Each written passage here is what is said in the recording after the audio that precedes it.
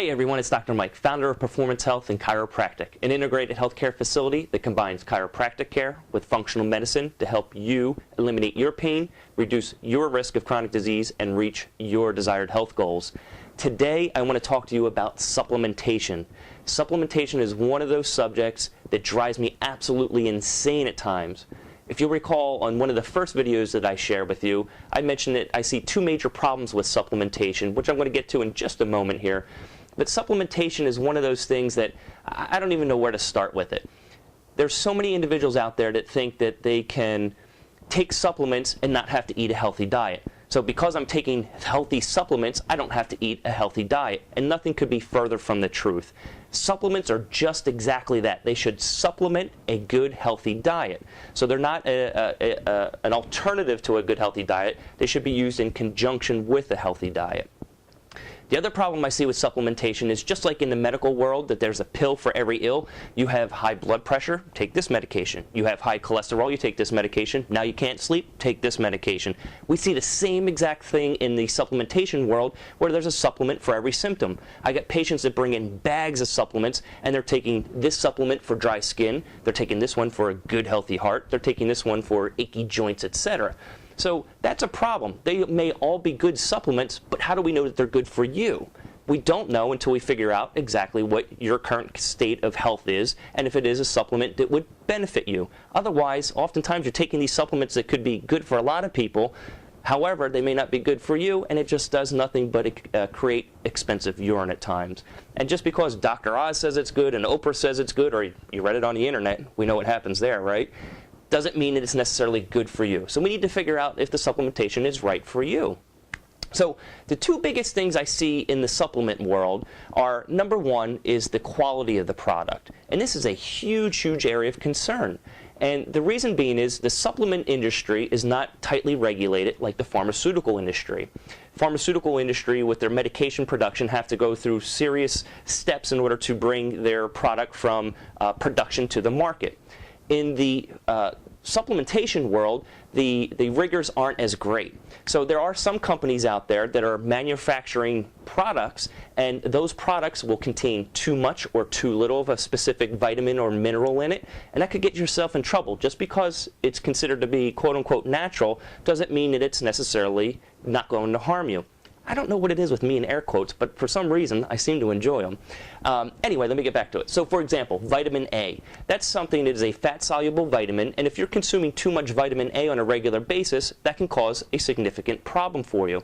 So some not quality manufacturers are putting out supplements that have too much or too little of a particular product in it. The other thing that we see is sometimes you find that there's contamination in these products. Many supplements have been found to have traces of lead in them, and lead's not good. That can be very neurotoxic. So you really got to make sure that you're working with a good quality supplement company. Now, let me just give you an example here. I have a whole bunch of supplementation, certainly a time and place for it, and it does supplement a good healthy diet, but one of these things is doing its own thing over here, and it's this particular supplement right here that's geared towards our children to help get them healthy. So again, this is a supplement. It's a multivitamin supplement, and it's designed for general good health to support a good healthy diet. And if we look at it, it has vitamin A's and C's and D's and E's and all those good things in it. But when we look at the additional ingredients, and this is where I really encourage you to get very, very good at reading labels, but when we look at the additional ingredients here, I'm just going to rattle off a few of them. The first, let's go for the first four here at least. We got glucose syrup, sucrose, gelatin, and water.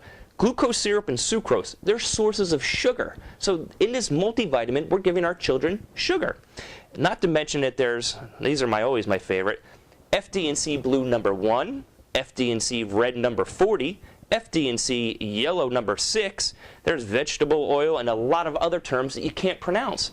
And we're giving these to our kids to encourage good health. There's artificial colors in there, there's sugars in there, not necessarily a good quality product. Instead, you should look at something that's designed and put out by a reputable nutrition company typically sold through physicians' offices because they are potent and they will have an impact on you. But when we look at the ingredients on this particular product, I know that in this product they've done their research. I could pull it up to say what's in here is actually in the bottle and that it's going to do what it's supposed to do. They have research and investigations to back that. But now if we look at the other ingredients in this particular product, there's microcrystalline cellulose, silicon dioxide, and vegetable stearate. These are more packing type items to package the particular product. There's no additional sugars in this. There are no artificial colors, flavorings, or anything like that. So quality multivitamin, not so good. So I do encourage you to seek out good quality vitamins, so making sure that your body's breaking them down, you're going to absorb them, and you're not going to waste your money and create expensive urine. So the number one problem I see with supplementation is people are not choosing quality vitamins. They're picking more on price compared to quality. So make sure you do your due diligence and research and find something that's going to serve you. The number two problem that I see with vitamin supplementation is dosing. And this is a huge problem that I see as well, where an individual may be taking a supplement that is going to be good for them, but they may not be taking it in high enough dose that they're going to get the therapeutic benefit that they're looking for. Let me give you an example of something with, say, like vitamin D. Vitamin D is, again, another fat-soluble vitamin. It's a huge benefit to overall health and well-being.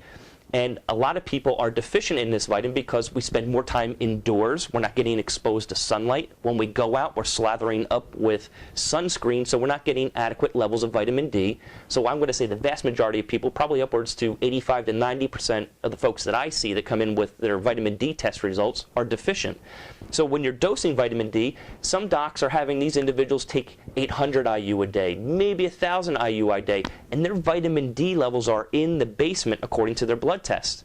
If they're taking just 800 to 1,000 IU a day, it's just like they're treading water, and they're just going to keep their vitamin D levels at that rock bottom level.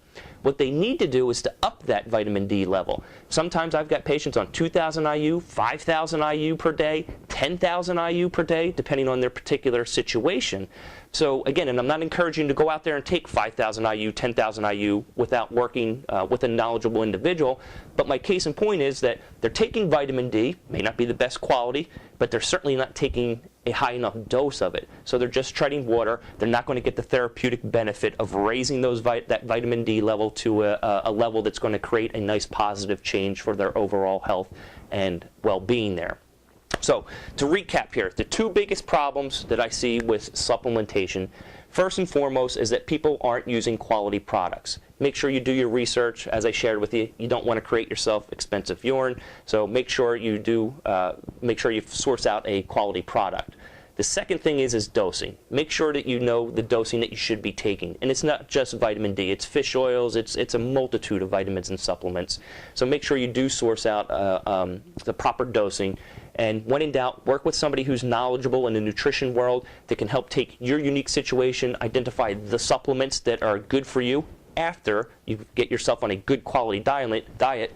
Find the supplements that are going to work and benefit you, and make sure that we get you on the right track so you can reach your desired health goals.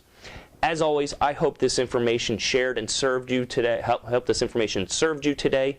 If you like it, please subscribe to our video, to our YouTube channel. Please share it with others, because it just may be the information that that individual needs at their particular time in life that will help serve them and take their health to the next level.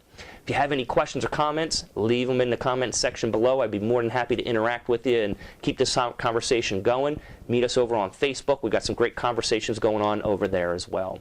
As always, this is Dr. Mike, and until we meet again, remember to eat well, move often, and stay healthy. Take care.